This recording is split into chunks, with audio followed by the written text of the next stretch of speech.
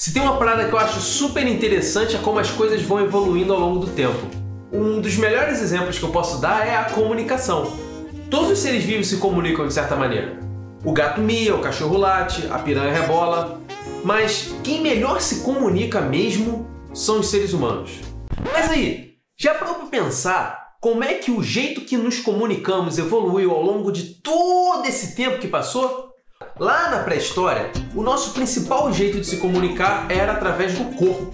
Nossos gestos, nossas feições, até mesmo nosso cheiro era suficiente para escolhermos nossos parceiros sexuais, criarmos um grupo social e caçarmos. Era tudo muito rudimentar, é claro, mas os gestos corporais continuam sendo a melhor forma de passarmos os nossos sentimentos. Com o passar dos anos e as mudanças climáticas, o homem precisava cada vez mais se adaptar. Era preciso, além de passar o que ele sentia, passar também o que ele via, o que ele ouvia e o que ele cheirava. Foi aí que, por volta do ano 100.000 a.C., o homem finalmente desenvolveu a fala. Mas peraí, como que os caras sabem que há 100 anos atrás a macacada mandava ver no pato? Não é uma resposta simples. Eles comparam os ossos daquela galera lá daquela época com os ossos da nossa boca atual. E aí eles veem quando que foi que o melhor sistema de fala surgiu. Legal! Falar tinha uma limitação, porém, concorda? Como é que eu vou passar toda a minha informação de maneira precisa? Como confiar que ninguém vai adulterar uma historinha? Mexer nos números das ovelhas no final do mês? Foi aí que inventaram, no ano 3000 a.C., a escrita. Assim ninguém exageraria, contaria uma mentira ou diria que você matou um cara. Não apenas passamos a descrever a nossa percepção e os nossos sentimentos, como também passamos a descrever a nossa memória. Os sumérios e os egípcios foram os primeiros povos a desenvolver a escrita. Os egípcios associavam cada desenho a uma coisa. Por exemplo, um homem verde poderia significar morte. Um pássaro negro poderia significar um corvo. Vocês concordam comigo que ter um desenho próprio para cada objeto seria uma tarefa insana de fazer um dicionário? Imagina agora ler um livro onde cada palavra fosse uma coisa. Pois bem, enquanto que os egípcios tentavam ler livros, os sumérios desenvolveram a escrita cuneiforme. É a escrita que nós usamos até hoje. Eles pegavam um som e associavam esse som a uma barrinha.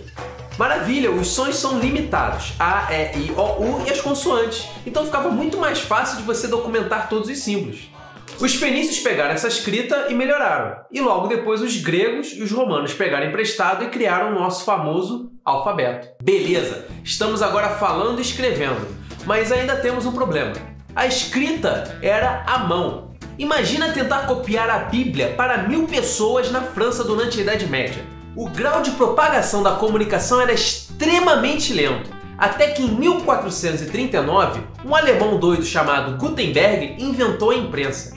Gutenberg era mestre em forjar moedas, e tudo que ele fez foi forjar forminhas de letras e colocar numa maquininha com uma manivela que ele empurrava assim e prensava as formas quentes, com tinta, nos papéis, fazendo com que 1000 cópias ficassem produzidas rapidinhas em poucos dias. Sacaram a importância desse alemão? Pela primeira vez na história da humanidade, a comunicação foi massificada. Certamente Gutenberg foi um dos mais importantes inventores da história da humanidade. As melhorias não pararam por aí. As técnicas de imprensa foram se aprimorando até que chegamos no século XX. Neste século foi inventado o rádio. A primeira transmissão de uma voz humana sem fio foi feita por um padre, Roberto Landel de Moura, um padre brasileiro, em 1900. Mas parece que ninguém por aqui deu muita bola para ele e ele acabou se mudando para os Estados Unidos. Enfim, com o rádio, não só a escrita estava massificada, mas como a fala também. E poucos anos depois foi inventada a televisão, onde pela primeira vez a linguagem corporal também seria massificada. Mas aí temos um pequeno problema. Quem é que tem uma máquina de imprensa em casa? Ou então uma emissora de rádio ou de TV? Vocês estão percebendo o problema? Essa tecnologia é para poucos e unilateral.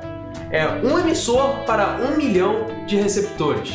Para uma cacetada... Eu já falei cacetada antes?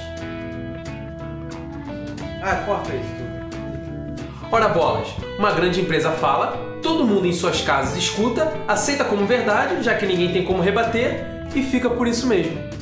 A televisão, a grande revolução da comunicação, foi muito boa, mas ainda faltava um pequeno detalhe que, sinceramente, se não fosse por ele, eu nem estaria fazendo vídeos aqui. O último grande passo da comunicação seria, de forma multilateral, propagar a informação. Emissor e receptor se confundiriam num emaranhado de gente. Exatamente, a internet, essa balbúrdia generalizada querida. A internet foi o marco final para o avanço das comunicações, que veio crescendo desde as macacadas marotas lá da pré-história.